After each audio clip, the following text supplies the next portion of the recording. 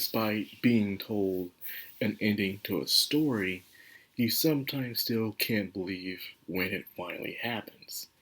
It's a very interesting thing whether or not the writer can do a very good story. They spoil the ending for you if you already know what's going to happen, but despite everything, in the back of your mind, maybe that isn't going to happen. Maybe the author decided to wuss out, or it was just a gotcha moment, It was never going to really happen, or there's more to it than there is. But no, the ending comes, it passes by, and when it does, we're standing there, sitting there, watching, reading, whatever, shocked that it still happened, even though we were just told a while back that what's going to happen. That can be a source of good writing for most people. For me, example, I do enjoy that kind of situation. Not many people can pull it off. A lot of people take this and think, oh, it's not going to happen. Or sometimes the writer does bust out on it. And you're happy they did sometimes, but another times you're like, yeah, but it was the entire point. You shouldn't reveal that this is going to happen if it's not going to happen. But it did in this story. And when it did happen, you still can't believe it because you weren't thinking about it.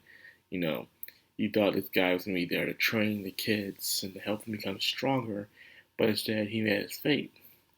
Before I get more into that, let's talk about Senya's story. Senya's story is very simple when it comes to the other one, but to him, it's a very big achievement.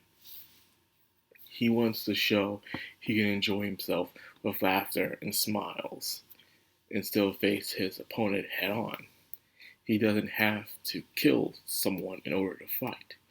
He just has to beat them, to make them submit, for them to surrender. And if you can make a mighty foe such as the dragon to surrender, you can pretty much make almost anyone in that world surrender and submit without destroying them. And that is his true goal, is to gain power in order to surpass his enemies.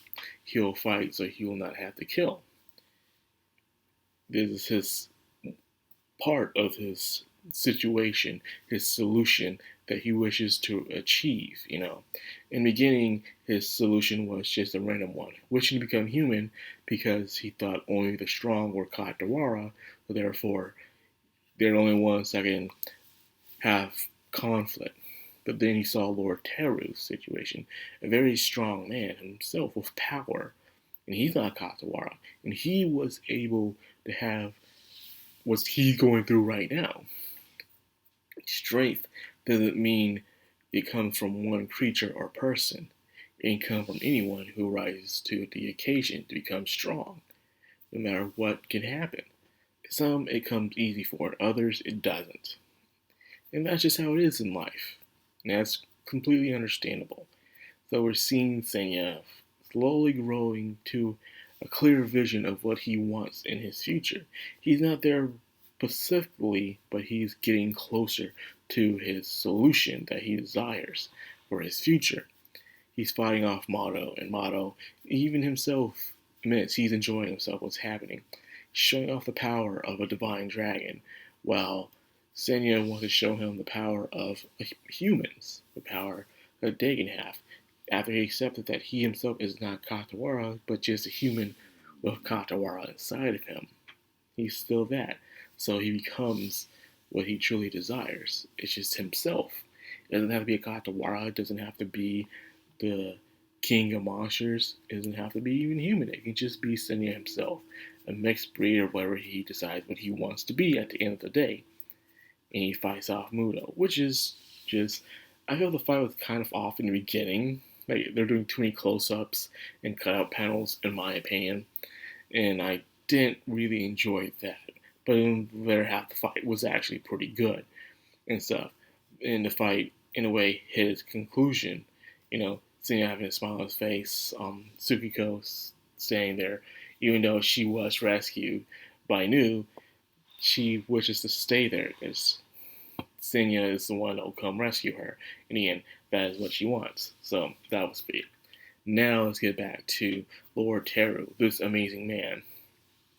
This man's so amazing, he'll make even a land god blush. This dude is truly is a one-man army, super strong, ferocious, and full of resolve and charisma. All these men coming up to attack him, none of it's working. They're just going in, just being lambs of slaughter, man. They're coming up with using the walls or shields, and he's just slaughtering them. He's using his brain, using his instincts. No matter what they do, they can't get to this man. But yet, he still knows he's going to die today. He just knows it. And everything was going clear until he saw those five mysterious figures. Apparently, they're people of the void. He was able to talk to them. And apparently, you're not supposed to acknowledge them, at least interact with them, and you could be safe, according to what Hatora said, anyways. But even she's in danger. If she interacts with these things, she could become a mad god for what's going to happen. And speaking of fun fact of Hatora, her outfit technically isn't canon. In the manga, Hatora, for majority, and I mean like 95% of the manga of Sengoku Youko, she is completely naked. Yes, she is an old village time land god, where most times you didn't need to wear most clothing back in the day to do that kind of stuff. You can just sometimes not wear a top or not wear bottoms in some villages because they were so poor. But as her being a land god and not many people can see her, she was most of the time just being naked, being inside pots, or being inside underground. But I guess in order to, have it TV friendly and stuff, they decided to have her having clothes in time. Not a lot of people who haven't read the manga doesn't know that, but I'm guessing most people who are watching this have read the manga and kind of realize, yeah, I guess that's why they did it, for TV's purposes. Who knows? Being Blu-ray, they might change it. Who knows? Anyways, that's not what's important. As these void people, they seem to be obsessed with fate. The people of the void, they're going around looking for something. Seems very powerful conflicts that they search. For instance, every time so far we have seen in the series, this is our third time seeing these people, I believe, in the anime. And every time they're around great conflict when two powerful forces clash. Most of the times it was with Jinka when he was fighting the Tiger Dude. Then it was Jinka when he was becoming a full-fledged Katawara. And now it's with Teru, where they're passing by him, a man with strong fate who's extremely enlightened, and they come across his path. These conflicts are some reason drawing these kind of people in. The question is why? But before we got any answers, it happened. The ending that we were told that was going to happen happened. The man lost his life. And of course, Shinsuke coming in, realizing his sword had wind in it still after all these years, is upset that he was too late, or he wasn't able to do anything in time. Why was he worthless in this situation? And the problem is, I feel like, yes, it's understandable. He's upset that he's seen people he cared about die before him. But I think it's because it's supposed to happen.